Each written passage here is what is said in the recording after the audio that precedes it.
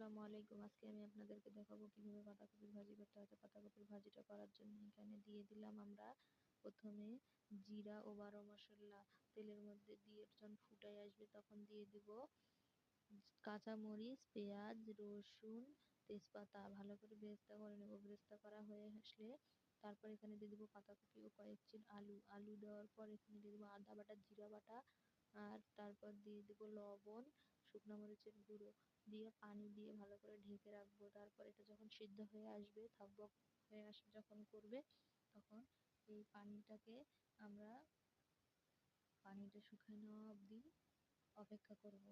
শুকায় নেওয়ার জন্য এটা আমরা ভালো করে কষায় নেব। কষায় যখন পানিটা শুকায় যাবে এবং পাতাকপিগুলো ঝরঝরা ভাজি ভাজি হয়ে আসবে তখন আমাদের পাতাকপির ভাজিটা রেডি। একবার হলে খেয়ে দেখবেন, ওহ সেই স্বাদ!